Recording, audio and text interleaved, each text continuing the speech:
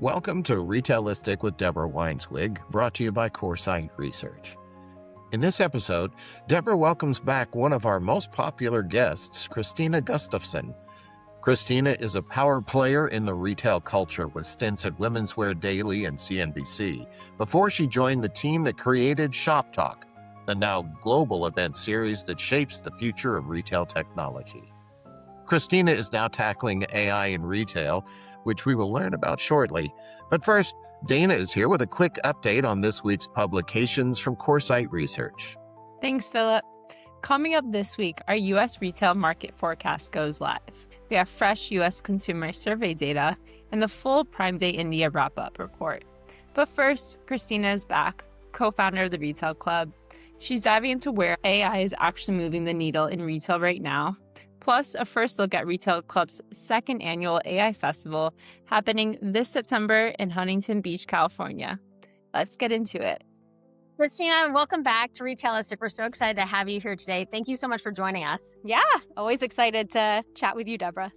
We had an interesting conversation the other day, and as we were talking about your background and how you have really always focused on content, but how that's changed significantly, can you just talk about kind of in college or high school, what was it that drew you to the content side of things? Like, let's start at the beginning. I mean, if I go way back, I feel like it was when I was in high school and I had a teacher who told me I was a good writer. And so I joined the newspaper staff. It's probably, I think it just kind of speaks to how formative teachers can be, right? And helping you identify what you're good at and what you're passionate about. And I think from there, went to college, majored in journalism. But I think really one of my most memorable moments in college was I actually worked for the alumni magazine at the College of Journalism in UF. So I actually ended up having a ton of access to all these really successful graduates from the college, including a woman who happened to work at CNBC at the time. And so that was actually how I had made that initial connection. But I don't know, it's just so funny. I feel like oftentimes things somewhat fall into place and then you just kind of like stick with them, figure out what you like. And yeah, so I feel like my whole entire career has just kind of been like falling into things that I like and honing those skills. And I wish I had better advice and answers for people. But I think really like my approach has always been just to kind of find things you like and get excited about and then take those opportunities where they take you. Makes perfect sense. And so I think you interned at CNBC and then full-time started at Women's Wear Daily. Can you talk about, we were talking about earlier, I mean, I remember as an analyst, right, you'd get that hard copy every morning. And, half of my calls before noon that day would be about the news that was in women's wear. What did you learn from that publication? And also as you've seen them move from kind of physical to digital, how has that changed? Where people kind of get that kind of news and just kind of how Women's Wear Daily focuses and falls into everything? Well, what's funny too is I feel like timing is so much of this because when I first applied to intern at CNBC, I think at the time I was a telecom major or, was doing video journalism and they're like, hey, this new thing called the internet and CNBC.com is coming up. Like, would you want to work on that? And I'm like, oh, sure. I like to write. I do it for the magazine and all these sorts of things. But a very similar thing was happening at Women's Wear Daily at the same time when I left my internship and went over there. And they were really just kind of starting their digital offering. I remember the CMS. It was just like, it was so archaic. And I was literally the one like loading in the articles, sending out the news alerts, doing all those things. But we literally had a special digital team because the reporters at that point were still just kind of writing and sending things into the digital team to actually go and produce them. And so it's funny now, however many years later, I'm sure they're all very, very well versed in these systems and all the reporters are probably publishing their own content. That's how it was at CNBC. But yeah, back then it was like a very transformational time. That's pretty amazing. And then when you joined CNBC, what had changed since you were an intern? And, what were, in terms of your responsibilities there, what one do you think you've continued to leverage that you learned there? I learned so much there. When I was an intern, I was more kind of general assignment. So I would say it was mostly breaking news. I used to joke my editor would literally stand over my shoulder and watch me type. So if you want to like think about having the most anxiety-inducing moment of your life, like I had many of those when I was an intern at CNBC. But I think obviously it teaches you to think really quickly and digest tons of information and produce something cohesive out of it. And so I think that's definitely something that landed with me. I think some other things though, right? I used to joke, I've stayed in touch with one of my editors there, Tom Lowry, and he used to joke with me like, hurry up and file your story, KG. It's going to be fish wrap tomorrow. Getting back to like the old school print days. And it was kind of like, obviously you want to make sure it's accurate. Obviously you want to make sure it's good, but you can't just sit there and rewrite. And so I think it kind of teaches you that delicate balance of being productive, but also being thoughtful. Yeah, those are just kind of two that come to mind. But honestly, I feel like there are so many instances in my life. I think the last one would be everyone needs an editor. Yeah, no, well, and especially these days, I think there's this kind of myth that, right, the large language models can solve all because they're a language model. But that is just, I mean, I've read some things and I'm like, first of all, there's no way this person wrote this. And secondly, this sounds like British English versus like American English. And I'm just like, what have they told their LLM? Because this sounds off.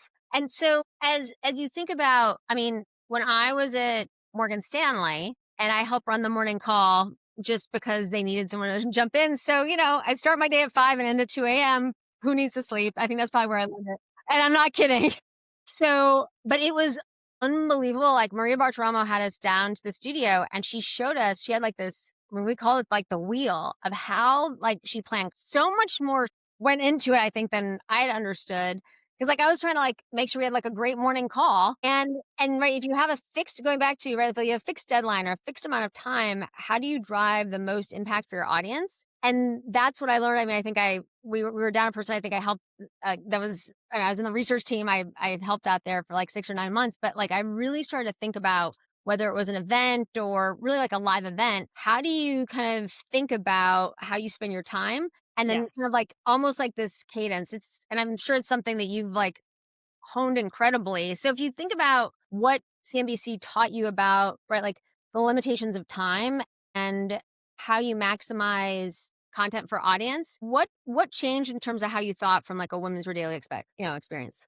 It's a really good question. It's funny. I'm going to go off a little bit here, but it's going to relate back, I promise. I trust you. I was reading something the other day.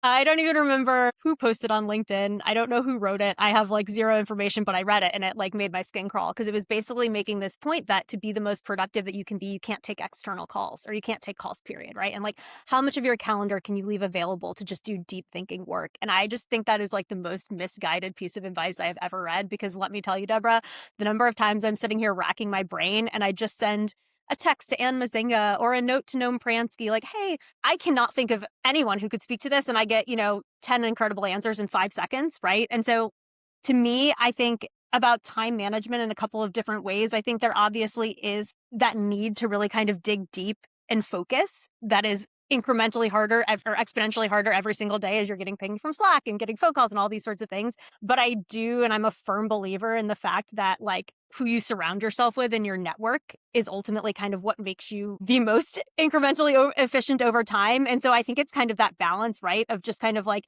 yes, getting your head down, churning out what you can, doing the best that you can on a time scale, but also recognizing that you can't do it all. And how do you kind of tap into those external resources to make yourself better? If that makes sense. So, I mean, right, you have to understand kind of yourself first, right? Where are your strengths? And then also, what do you love to do and what do you not love to do? And so I think the more that you can lean into others who love to do what you don't, it just, and I mean, hey, you and I are both extroverts. I do find, right, like I mean, I'm embarrassed to say, but I was in the office last night till like 2 a.m. But it's like, I went there after a dinner and I was just like in the flow and I'm like, it's quiet. I'm not getting any emails, right?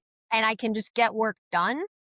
And I think you just, you can be kind of like time agnostic, but like finding, 2 hours or 4 hours to just think, whether it's early morning or late night, I think it's hard to do during the day because it goes back to you want to have those conversations. You want to take what you did during like your deep work and right, like test the hypothesis. Like I think this from this data, what do you think kind of thing? So I think we're like leaning into that all the time. So you're at CNBC, you're kind of changing the way the world thinks, and you head over to Shop Talk. Walk through that decision. Gosh, I like to joke that it was the thing I've thought about the least in my life, and I do genuinely think it is true. I loved journalism for a lot of reasons, but I also did not love it for a lot of reasons. And I think one of the key things that I did not like about it is I tend to think of myself as somewhat of an optimist, and I don't think that you have to be a blind optimist, right? But I think always kind of trying to find the positive and using information to make things better is really kind of where my head is versus just always trying to poke holes just for poking holes sake. And I think, by the way, like this is nothing against the journalism profession. We absolutely need people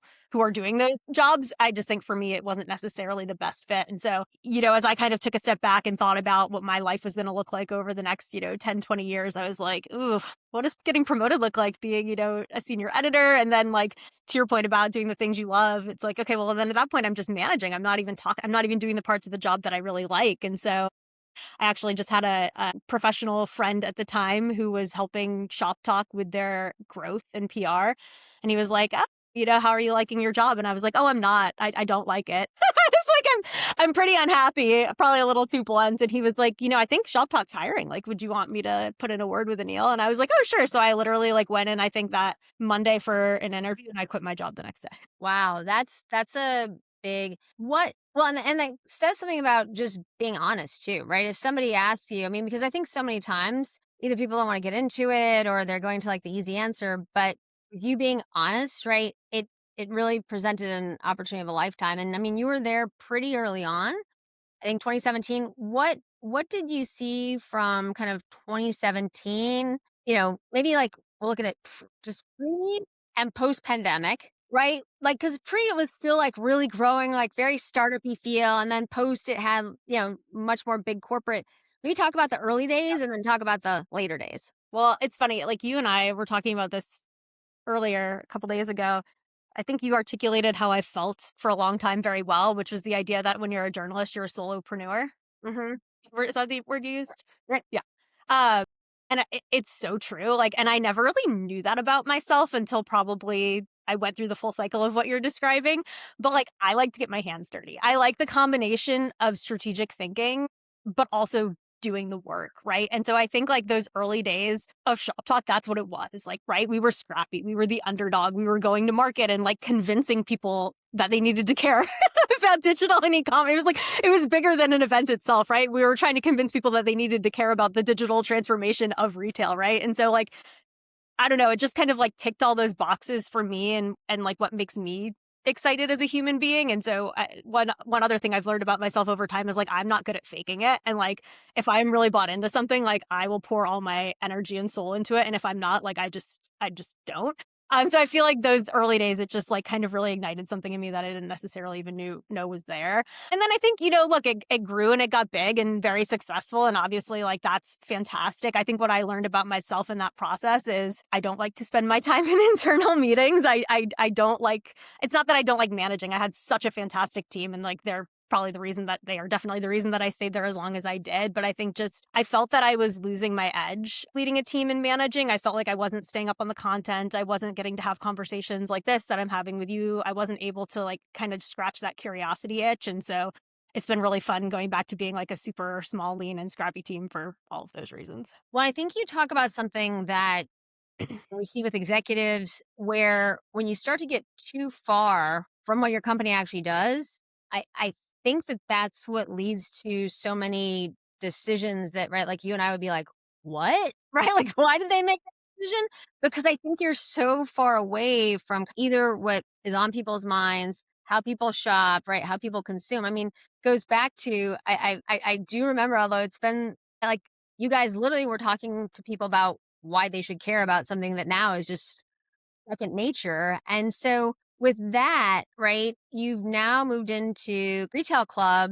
I don't think you've had to convince anyone why AI is important, but maybe convincing people why, an event just about AI, right, that's several days, why that makes sense. Maybe talk about the genesis of the idea and then just what surprised you. Yeah, it is super interesting. So I would agree with you. There is a lot less open hostility. I think that's what Jason Goldberg called it. There's a lot less open hostility toward AI than there was with digital. And I think a lot of that is just people got caught in that trap round one. And so they don't want to get caught in it again. And I think sometimes for better or for worse, even if it's just to make sure they're getting that stock boost or, appeasing their board, they're bought in on AI, even if they're not bought in on AI. But to your point, I mean, we decided to launch Memorial Day of last year. And at the time, there was some skepticism. I wouldn't say necessarily about the premise of AI, but like, is there really a need for an AI specific event, which we felt very passionately about? I mean, from our perspective, AI, yes, is going to transform the customer experience, but it's also going to transform how the marketing team runs, how supply chain works, what the economy is going to look like, right? What is this going to mean for consumer spending? There's going to be labor implications. There's going to be societal implications. And so for us, this is a huge, massive transformation. It's not just kind of like another technology, right? It's kind of transforming every part of the retail organization, the customer experience, and just kind of like the world, quite frankly. And so I think that kind of needed a little bit of framing, because I do think people were thinking about it much more in terms of like a point solution, or are we in a bubble? And like, sure, all those things maybe to some degree were true, but I think we were just kind of like looking at the bigger picture. But to your point, it's been crazy because we went from conversations being more, about kind of like LLMs to now everything at the application layer and all the consumer use cases, and like just how quickly we have advanced from phase one to where we are today has been huge. I think the other thing that I find very interesting, and like, feel free to debate me on this, but like, I think it's always really good to hear sort of like what is current and what is now and real world applications. But I also feel like this is moving so quickly that we need to be challenging people to be thinking bigger and not just about what they can go out and apply today, because in 6 months' time, it's going to be completely irrelevant, right? So you have to kind of find that mix of like, how do you actually get going today? What can you actually implement? How do you need to think about restructuring your organization? All those things, 100%. But like, we do need to be like, for example, right? I feel like it was like this, discussion about jobs, for example. Oh, half the economy is going to be unemployed, whatever, extreme. Then it's like, oh, well, actually, these job cuts haven't actually panned out. Everyone was over exaggerating. It's like, it's been 6 months. Like, we don't have definitive answers here yet. And so I think really just like admitting that no one has all the answers, but you also need to do the thought exercise. Even if you don't agree that this is going to lead to mass displacement, you better start thinking about what would happen if it were to take place, right? Because it would have implications on your business. Again, I'm not fear mongering, but like, it's a little too early to call it one way or the other.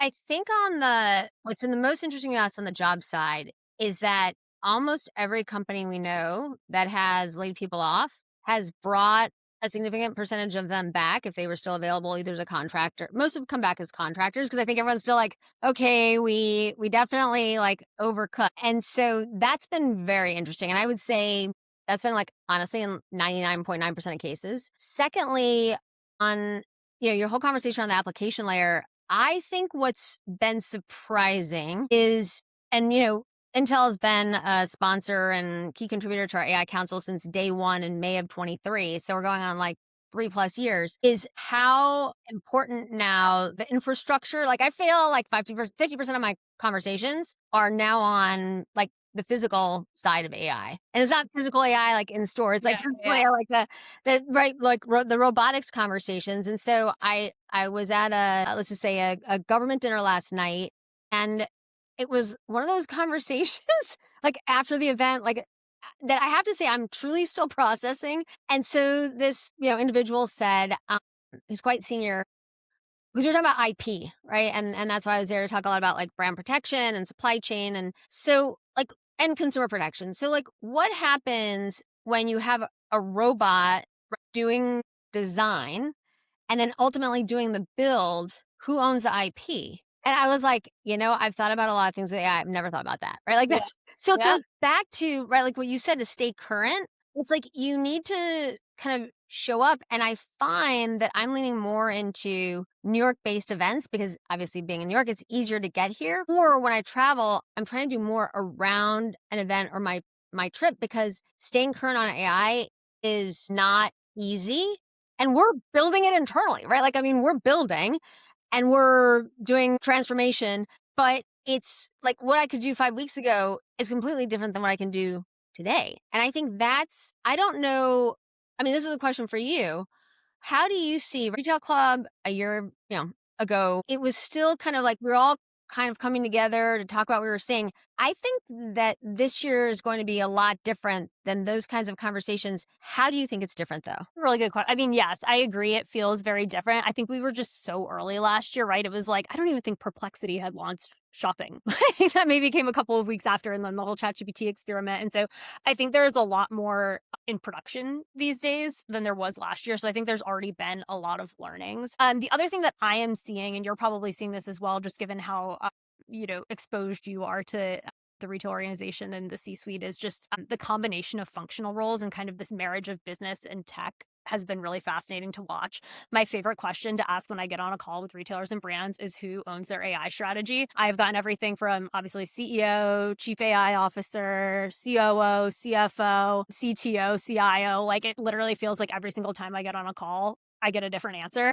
And we've actually added that question to our registration flow, by the way, because we're going to use that as a data point. Because if we're having 2,000 attendees, we can ask 2,000 people who owns the AI strategy in an organization. So yes, I feel like it has come a very long way. I am hesitant though, because it still is very early, right? And so I think it's kind of like striking that balance. Yes, we've learned a lot over the past year, but like we are still so early. Yeah, I think the ownership. So originally, I mean, early on, right, 3 years ago, we were seeing it at the CEO level. Well, I mean, the CEO going back to this kind of constant news flow, they don't really have the time, bandwidth, et cetera, to kind of own it.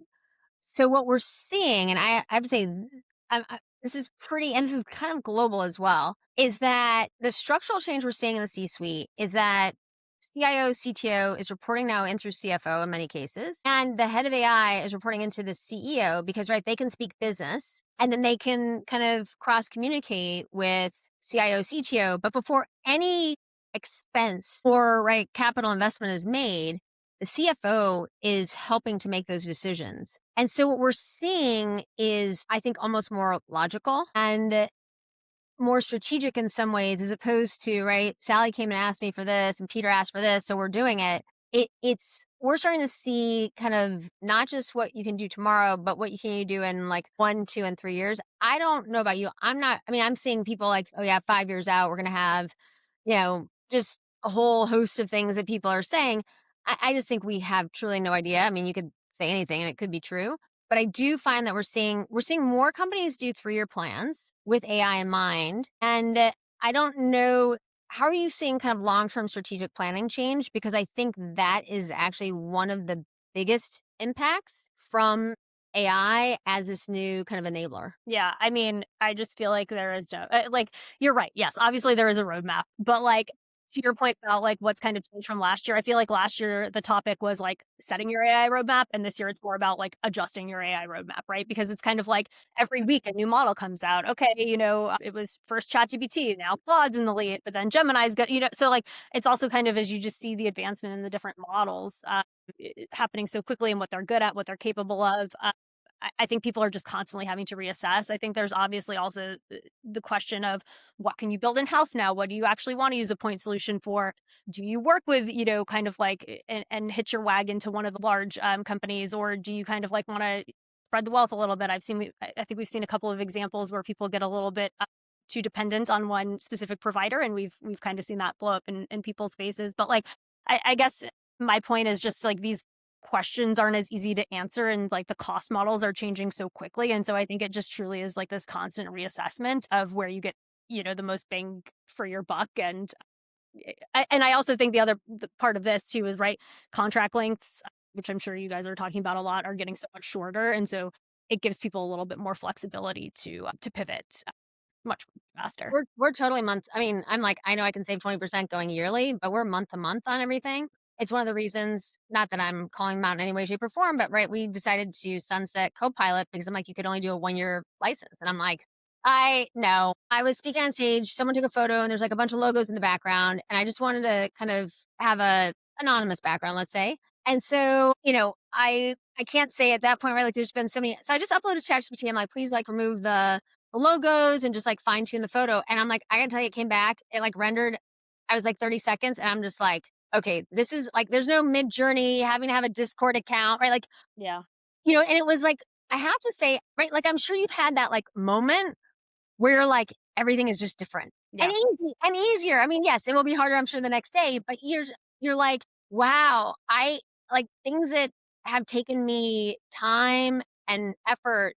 Right, like I don't really have to think about it. I mean, remember you're like using the like eraser to like erase things out in your photos, right? Like, okay, let me get the look out that way. I mean, and I'm just like 30 seconds. And so that was like my aha moment. Like, what about like how are you using it in managing your schedule, in thinking about things differently? Like how are you seeing that transform your daily life, if you will? Yeah, I mean, I think the obvious answers, and then I'll give you one that's more recent. I think the obvious answers for me, right? I'm a content team of one. And so I'm obviously using it to help me write session descriptions. We were talking before the call about how AI is like making people dumber or lazier, whatever you want to call it. Like, I think it can, but I also think the amount of back and forth that I do with it and the amount of like, I want to make sure it covers like these 4 things, right? And like, I'm still sharing my perspective, but it's almost like I'm describing it to someone junior to then go and write. So I do think there is a risk of that if you're just like, write me a session description on, demand forecasting, right? But like, if you're actually kind of like plugging in the inputs and enough knowledge to feed it something smart, it just makes you more efficient. So that's kind of like the obvious one. We're doing it with podcasts. Riverside, as you know, because we're in this platform, has some really good capabilities with smart clipping. I think, again, like if I'm thinking back to a shop talk, we were maybe a content team of like 10. It's me and a content ops person, right? Just kind of like running the ship. And that's enough for now. The thing though that I used it for the other day where I was just like, wow, my life has changed, was doing research on the emerging tech companies, because we always really like to make sure we're featuring kind of like new and upcoming tech startups. And I would say I don't like to use it super early on in brainstorming. Like, I do this, I have a lot of calls, I get recommendations, I look at, portfolios for the VCs that we're working with and all these sorts of things. But let me tell you, I was like, hey, can you pull me together a spreadsheet with the company name, the year they were founded, who funded them, their most recent funding, investment amount, retail clients, and a 1-line description of what they do. Yeah, that's it's funny you bring that up because, gosh, it might have been maybe May of 24. Good friend of mine, Hugh Chen, is the CEO of Saglo on the REIT side down in Florida, kind of like Strip and Power Centers. He hosted at ICSC before the event started, like a very small, there were 8 of us. It was like a table, there were 2 of us in each end. And we just came and shared kind of like what we knew and what we were using. And one person was like, I used it to clean up all my contacts. And he said how he did it. And I was like, in a million years, I never would have thought to use it that way. But my goodness, you probably just saved yourself like 50 or 100 hours. And he's like, I think I saved myself more time. And so you start to think about some of, kind of like some of that collating or list building. And what I find is, I don't know about you, but like, right, like you create stuff. I do try to be incredibly organized to the best of my abilities, but I'll be like, oh my gosh, where is that file? I can't find it. And like, I could spend, and I'll time myself sometimes because I'm like, I can ask somebody else in the company, but that's not fair. I need to try.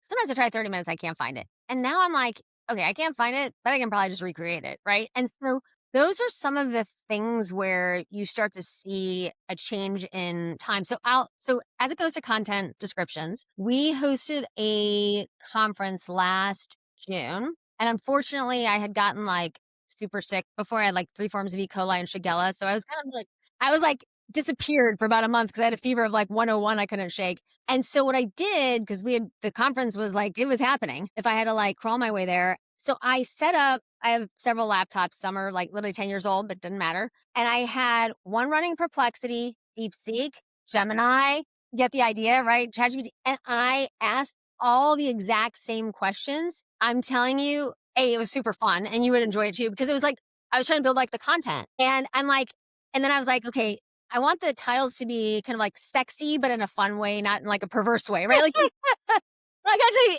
it was wild what came back. And so it was, but I'm like, I sound like a total nerd, but I'm okay with that. It was like 8 hours and I'm like, this is so unbelievable, right? And it was like exponentially better because I could test all this. Mm-hmm. And it like allowed you to be more than almost. And so I don't know how do you think about kind of like going back to like locking into like one model? And then secondly, with like token costs and like you referred to the expense, how do you balance your time in like each LLM so that it's not getting like too expensive? Yeah. I mean, luckily we are so small that I feel like it hasn't been much of a cost. I mean, transparently, like I just have my own personal ChatGPT because that was the one that I started playing around with before we got a corporate account. We have a Claude account for corporate. And then we're a Google suite. So like we just kind of like have all the things. But to your point, like what I find very interesting is and I know this is the case for so many people, but I use different ones for different things. And even within content, like I find, so we use it for blog posts, right? And so it's like trained in our voice and like, it has all of our brand guidelines and all the things. And, you plug in what the goal is. And obviously like there's some editing. But I find that Claude is really good at that. I find Claude not to be very good when I want to write a session title, right? So it's like, or marketing copy, right? Like shorter, pithier marketing copy, I actually think ChatGPT is better at. And so I think to your point, it's kind of like just playing around with the outputs and not hitching your wagon to one thing. I also think Claude, for what it's worth, is also better. Like that was actually, I think, where I did my spreadsheet. I think it is much better at just kind of like deep thinking exercises, whereas ChatGPT is like the short, punchy. It's an event I went to last night, right? Kind of government event. And I'm apolitical. I'm completely neutral. Everything we write is totally neutral. And so I just want to make sure I wasn't putting myself in a room that would not be appropriate. And it goes back to I can do a lot more research now really quickly. So I asked for a list of everybody who's going to be there, and like I uploaded it and just asked for like kind of like political affiliation, because I just wanted to make sure it was kind of 50-50, and it was. And I'm like, I mean, think about how much time, Krystina, that would have taken in the past. Yeah. Right. But what I will say, so like the real time knowledge is so bad. Like I'll be like, oh, I'm looking for a speaker on a session about personalization, and it'll give me like 4 ideas, and like they're all not even at the companies that they say they're at, and I'm just like, this is useless. It's funny, I have not, for whatever reason, I have not found it helpful for that. Right? Specifically not that, right? Like, okay, we're going to have a session and maybe I'm looking for a third panelist and da da da da. And I'm like, it's 100%. And once again, maybe we can chat afterwards on our prompting, because I'm like, everyone's like, oh, it's just the prompts. I'm like, I don't know. I think the information is just not up to date, because it's like it's giving me ideas. They're just not accurate. It's like someone that was at Target, 15 years ago. Like, I no.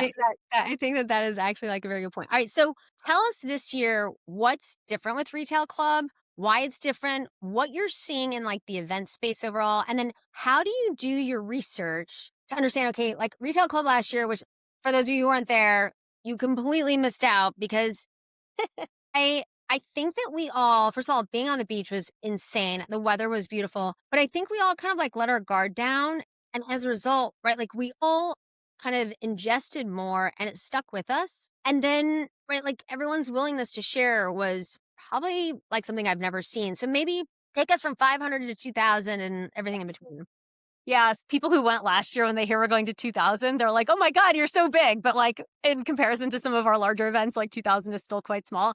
I think what we're really trying to communicate to people is we really view intimacy as a feeling. And I think it's kind of a combination of serendipitous, which you just described in the beachside environment, and structured. So for us, the serendipitous is, yes, you're by the beach, like you're showing up in your sundress. You're not in corporate robot mode, as I like to call it. My co-founder has a friendlier term for it, but I'm going to use corporate robot. So like you're more likely to show up as Deborah or Krystina, and obviously you're still there in a professional capacity. You're having real serious conversations. Like it's not a party by the beach, but like you're just showing up a little bit more authentically you. I think when people's guards are down, yes, you're able to consume more information, but I think your ability or your tendency to spew nonsense also kind of goes down. I think you're a little more willing to admit like what you don't know and kind of like ask questions, and again, just be a little bit more human. So that's kind of like the one side of it. But then the point about kind of like, intimacy being a feeling. Yes, obviously 2,000 is 4 times 500, but basically what we are doing is, as we scale, is offering more option to our attendees. And so basically by the combination of our technology and our programs, the idea is that you get the network effect of 2,000 attendees for things like networking happy hours by the beach or some of those bigger festivities. But the vast majority of interactions that you have on site with us are going to be 1-to-1 through the meetings program, 1-to-8 through the peer groups discussions, or 1-to-30 through our experiences, which could span content experiences that I'm programming. It could be an activation in the AWS Beach House. It could be beach boot camp. It could be a mojito making class. So it kind of runs the gamut of both fun and learning. But obviously the concept is, even if you're having fun, it's everyone who is attending is excited about AI. So naturally the conversations and connections are going to lead to something more meaningful, even if you are doing burpees next to each other. Think about, right, one of the events, and I'm going way back in time, that, just there are people I'm still in touch with who've had a huge impact on my career, which was Fortune Brainstorm Tech. But I'm talking like 2016, 2017, 2018. It used to be in Aspen and everyone's there, and there's like, and you're up at like the Aspen Institute. So you're really like away from it all. And so everyone was just kind of very present. Yeah. And focused on what the content was. And day one, it was interesting, was all this like physical stuff, right? You're like going whitewater rafting or horseback riding or running or whatever. And so something about the like physical aspect of, right, kind of like becoming comfortable in your environment. I mean, I found that last year. I mean, everybody just kind of got like much more comfortable sharing kind of how they think about things and weren't as concerned about exactly how they worded it. That's a really good point about being present. Like we think about that a lot as well. And I also think part of that is the interactivity because to the other part of your question about kind of where events are going, we wrote what I lovingly call a manifesto about like all our thoughts about like why events are broken and why we're building Retail Club the way we're building it. And a central thesis to that is like the primary reason people go to events these days is to meet people and network and to learn from one another. And that is typically the thing that events think about the least, right? It's like, oh, how many speakers can we have? How much content can we jam down your throat? Like, how many sponsors can we get? Like, how much ticket revenue can we get? Right? It's like all these things that don't actually deliver an attendee experience. So we're like, okay, well, let's just flip the model. Like, let's make connection the central thesis of the event and then like build all the programs off of that. So I think just kind of like thinking about it a little bit differently as well is important. So let's say that we're here in October after Retail Club. What do you think you will say were the big wins coming off the event? Well, maybe I'll compare it to kind of what we heard coming out of Retreat because I think that was what got me so excited. But like, look, I've looked at many, many years of attendee feedback and or like, testimonials like, oh, it was a great group of people. I learned so much. I did all the feedback we were getting from people was phrases like, I'm long Retail Club, or like, I'm never going to another indoor event again, or I've never been around so many growth minded people in my life. Like, this was like, I mean, just kind of like the excitement that people had and the value that they got from it, I think was super energizing. And so my hope is that, as we scale and offer people even more, we'll continue to generate that kind of energy from people who attend.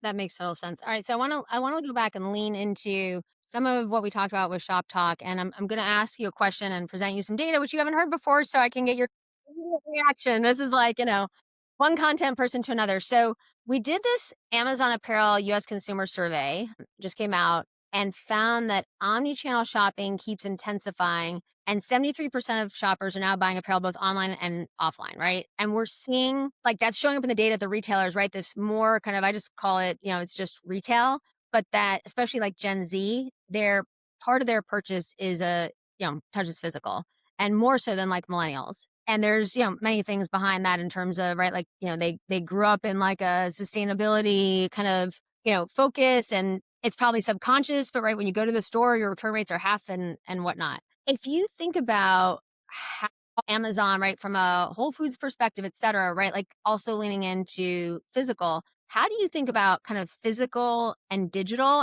And just so you know, the 73% is up 4.5 percentage points like year on year. So it was one of the biggest changes. And I think that like if you were to say this to somebody on the street, they'd be like, no way, right? Like we don't believe that like traffic is up or anything because that's not what you hear in the news. So what do you think is happening and why? And then how do you think AI plays into that? So, I mean, it's so funny.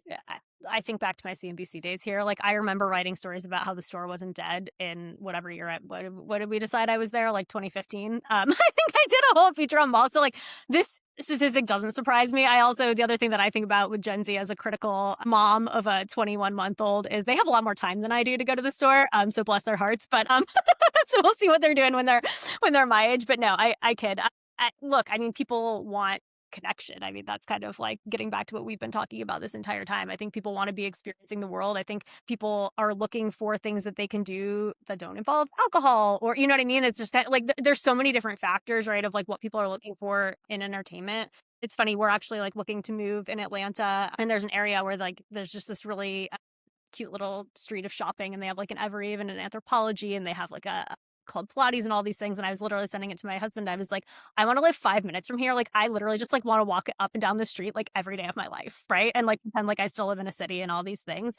But so like, but I mean, that's human nature, right? I think that's what we're all looking for. And I think a lot of it was the things that you and I have talked about for years. We were overstored and retail wasn't compelling. And so like, obviously if you do it right, it's going to be something that's super attractive. To your point about how it feeds in with AI, I mean, look, this is always like the $1 million question, because yes, obviously the lion's share of retail is still happening in a physical box. Like, to your point, everything kind of melds together. I'm glad we're not having conversations about attributing the sale anymore. I digress. But like, it is true, right? We're focusing primarily on AI, at least from a customer experience standpoint, in the digital realm, because I think that's kind of where it's starting. Where I think about it in terms of like the physical store is more kind of like, how can you implement AI in a way that can scale and not cost $1 trillion? And so that's, information for your store associates. That's, helping with like planograms and kind of like, merchandise inventory stuff. So I would say that's kind of how we're thinking about AI in the physical environment. It's less about kind of like, again, joking back to 15 years ago, the interactive mirrors and like the shiny toy type of thing. Yeah. So I think, yes, I know. So there are ways that you can implement AI in a store that are meaningful, but I think even when they're customer focused, they're really more operational focused. That's making the customer experience better. I was never, for the record, never a big fan of the mirrors because I was like, yeah, no, that's just like not happening. So this is something I've been saying for years, right? This idea around personalization at scale. Yeah. Because for the most part, you can't identify a customer from their online and offline world until they get to the register. By then, it's too late. And so I understand there's a creep factor and all of that, but this whole idea, I've been saying this for many years, and I'm surprised that we're not farther ahead.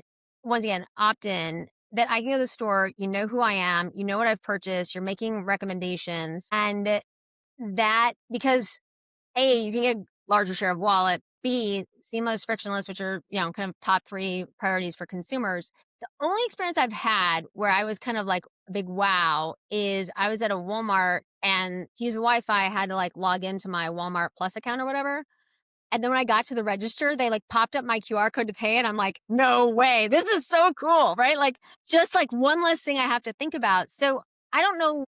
I specifically am focused personalization, loyalty. Let's call it like, put in the same bucket. Why do you think we're not further ahead? And do you think that because you're having a lot of conversations, right, with the event coming up, do you think this is kind of top 3 priorities, or where do you think this stands in terms of prioritization? It's so funny. Like I go back and forth all the time to your point. I'm like, can I really put another personalization session on this agenda? And I did because I feel like it is. Okay. It is incredibly important. I think the things that I'm hearing and like I'm really trying to push people as well is and like again, it doesn't have to be something that's in market today, but like what new data capabilities do we have because of AI? What new data are we generating? How are we able to better make sense of it? How are we better able to leverage it? And so I do think, and just kind of the ability to implement personalization more across the customer journey, I think is another opportunity. Thanks to AI, I candidly don't know that we're going to be there by this September, but I do see an opportunity moving forward to actually do this better. It's funny, I was having a conversation with someone the other day, and this is more kind of like search based, but they were making the argument like what we're calling agentic commerce isn't even agentic commerce, it's just better search. And so like I think you're already kind of starting to see the early iterations of that in kind of like the LLM search world. So just kind of like thinking about how that could, proliferate across other touch points in these cases. Not to whatever, but do you remember last year I talked about agentic, and then like the speaker after me was like, basically that's BS, which was great because like you want the like juxtaposition, but it was, and I was like, I didn't think I was talking about anything completely controversial, but I think that this idea for some people that you're gonna like lose control is terrifying, completely terrifying to people, right? And so I think that's where, right, and you and I are both like, glass half full, stay in our bubble, but I do think that there's like this whole other idea that like maybe decisions, right? Like I was going back to this dinner last night, this idea that, right, like if you give your agent access to your credit card, right, then, you end up with like 1,000 pairs of the same shoes by mistake, right? Those kinds of things, and which could absolutely happen, right? Let's be honest. And so, but that's where I think it's interesting to see, but right, I mean, hey, if I'm eating, right, like 1 pound box of strawberries every week, I would love for somebody just to kind of like reorder that on my behalf. Yes, I can use subscribe and save, but this idea that like it knows I ate the last strawberry and it's time to kind of like replenish. So A, it's fresher, B, it lasts longer, C, less waste, et cetera, all these kind of like positive attributes. So I do think, so on the agentic topic, what do you find people want to hear, and what is it that's just too far futuristic for right now? I think to your point, many people are very cynical about like true agentic and just kind of like things being done for you. I mean, if I'm honest, I don't know that we're really going to get there. In my mind, I think, and maybe I'm just interpreting this in my own Krystina way, but like when I think about agentic, I think about ease, right? And just kind of like, yeah, maybe you're not automatically ordering those 10 shoes for me, but you're prompting me, or you see that I have a trip coming up. The other thing that I've talked with Scott Wingo about quite a bit is kind of like this idea of like currently all these triggers live in isolation, but when a system has access to your calendar and it knows it has your grocery. Like the more touch points and knowledge it has about you and the more interconnected this is, the better it's going to get. So I think about it more as like a personal assistant where I'm going to be prompted and it's going to have visibility across my entire life. And so that's kind of, I would say, where I see the opportunity. The other interesting conversation I had a couple months ago at this point with Noam Pransky was, he was kind of talking about this whole concept of agentic, and why he was cynical of it was he was like, I have looked for years and years and years at customer data, and you make the recommendation and you try to make it easy. He's like, people don't even filter by their size when they're on a website because they don't want to feel like they're missing anything. He's like, so how does a shopper that shops in that capacity, at least a US shopper, I know you have an international remit, but he was talking more specifically about the US shopper, but he was like, if shoppers won't even filter by size, like how are they going to trust you to just like do all their shopping for them, which I thought was a pretty good counterpoint. Yeah, which goes back to like why return rates are so high. I mean, that to me, and right, we've hit like a tipping point, in my opinion, on it's just becoming a real problem for retail, especially with GLP-1 and all of these other kind of changes that are occurring. But if you think about how we could improve profitability and probably the investment in service just by kind of bringing down returns, right? I mean, Janice weighing at Alvanon, right? Like she was talking about how certain retailers were using like literally like a different fit model for QA versus production versus online.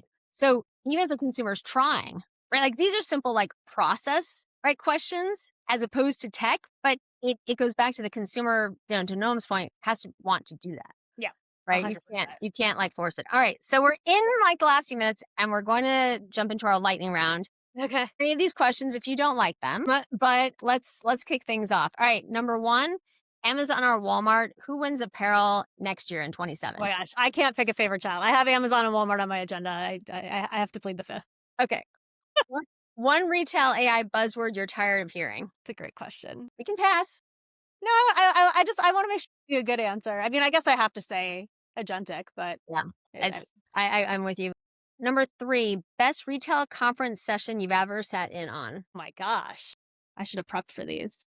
No, that's the whole point. You can't. Like, that is such a good question. This wasn't a retail conference, but I went to a related industry event about a year ago where it was Harvard Business School professors leading kind of like case study sessions. They were very interactive and it was a lot of senior retail leaders. And so I feel like I learned a lot from that. Makes perfect sense. AI assistant or human stylist, who dresses you better? Ooh, I think AI assistant. Favorite thing you've heard from a retail exec this year that surprised you? I'm gonna take this. So I spoke with, I don't know if you know him. He's now the president of At Home, Aaron Rose. I got on a call. First of all, I was just blown away how someone that senior can literally have such depth of knowledge about like the marketing tech stack. And so I was just blown away on a call with him about how senior and strategic he can be, but also so knowledgeable in the weeds. And I think one of the takeaways from my call that I really appreciated was just he was so candid in our conversation. And one of the comments that he made getting off was like, oh yeah, I'm happy to kind of like share my learnings because, if I can't speak about what I'm doing and worry about being replicated and copied and not continuing to up my game, that I'm in the wrong business or something to that effect. Like I should be able to share what I'm learning because I'm going to keep getting better and I'm going to keep, iterating and improving. And so therefore, I'm going to share. I wish more people had that attitude. I will say that there's been a few sessions actually that I've been a part of at Shop Talk where the executive was like, I'm on stage here. I'm open to share, but I really want all of you to reach out to me. Right. And like this open invitation and not like baloney, right? Like, and if you have an interesting company, tell me about it because, right, like I need to learn at a faster pace. And so that I thought was amazing. All right. One retail trend that you think is totally overhyped. I am just personally so over, and I know it's having a comeback, but like this whole like augmented reality, I'm like, I can't listen to any more augmented reality. I can't see any more augmented reality. Joe and I used to joke at Shop Talk when we ran out of ideas for the agenda, we would just add an AR VR session to it. And I feel like that's still the world we live in. I'm laughing inside and out. That's great. Reporter brain or founder brain, which one never turns off? Founder. One thing every retail CEO says that makes you roll your eyes internally. The customer is at the center of everything. I don't even have to think about that. Say we were doing a project for somebody around customer first. And I remember like, this is like pre-LLMs. I'm like Googling and I'm like, the number of retailers that have a customer first initiative is like kind of shocking. All right. And the last one, Retail Club in one sentence. Pitch it to someone who's never heard of it. I like to say all AI and all outdoors. I like that. I like that. Yeah, I mean, the outdoors, like, there's just something really special about it that, I think has a huge impact. And so I want to close. We're continuing to evolve. We have our impact framework we've been going through every month on our AI Council series. And we're going to do our Coresight conference September 28th in Nashville. And Krystina has been an integral part of our AI Council. And we keep this all off the record. So it's, people can come and talk and be very comfortable. And we're really excited to start to kind of peel back the onion. We're going to be hosting this along with Tractor Supply at their headquarters and looking at, kind of some of the decisions that retailers are making, what's happening now, where the ROI is, because I think that's been, Krystina, one of the most difficult things. And then starting to look at benchmarking, right? Because I think, and I'm going to conclude with this, I think that the boards are placing too much pressure on retailers right now to kind of come up with an AI strategy. And so, to try and do something that maybe isn't the right time for the organization, you need more, right? You just need more intelligence. You need to think about what you're spending, right? Having that kind of like ability to measure ROI and to be able to benchmark, I think is like absolutely critical. So I think that Krystina has done an amazing job of sharing not only her career journey with us, but why we all need to be at Retail Club. And, kind of all AI, all outdoors. I'll never forget that. Krystina, thank you so much for joining us. And best of luck on the conference, and we'll see you soon. Awesome. Thanks for having me. Thanks. Thanks, Deborah, and thank you for joining us. If you enjoyed this episode of Retailistic, please check out our full catalog of interviews with retail industry leaders and set your notifications so you don't miss any of our upcoming episodes. Have a wonderful week.